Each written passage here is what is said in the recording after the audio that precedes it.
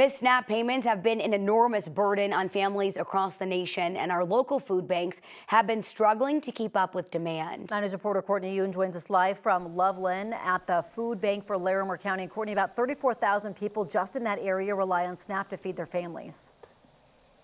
Yes, that's right, Corey and Erica. And already food banks across the country, including here locally, have just been seeing a historic need over the last couple of years, and these missed SNAP payments have not been helpful to families. I'm here with Amy Pisani. She is the CEO of Food Bank for Larimer County. Amy, tell me a little bit about, we're seeing maybe some SNAP benefits coming in soon. We're not quite sure exactly when yet, but how are you guys keeping up with the demand here?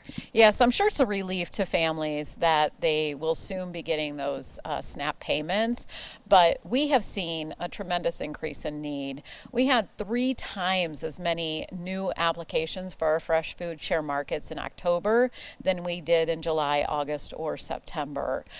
There's still a lot of uncertainty for folks out there, and so I do not think that the need is going to decrease anytime soon. Yeah, we're looking at, workers that were furloughed. You mentioned credit cards before. Maybe they've been putting things on their credit cards. And also with insurance premiums, healthcare, if that skyrockets, people are going to be turning to you guys as well. Yes, we are hearing stories of health premiums doubling, and people are going to have to make a choice. Do I find the money for that, if I even have it, or do I pay for food? And even if they can't afford the health premium, and then they have to go to the hospital or they have a medical appointment, then they have to pay that out of pocket.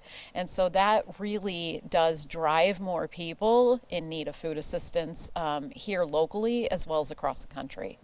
Wow, it's just incredible how much need that you guys are seeing. And we are doing our 9Cares Colorado Shares campaign right now for our local food banks across the state. If you take a look at your screen right now, you'll see there's a QR code on there. If you could scan that right now, you'll be able to choose where you want your donation to go to. And we know that food banks can really stretch $1. They can make oftentimes 3 meals out of just $1. If you're at King Soopers, make sure you round up. If you have the funds, even 25 cents goes a really long way. Amy, thank you for having us here today. Thank you for having me.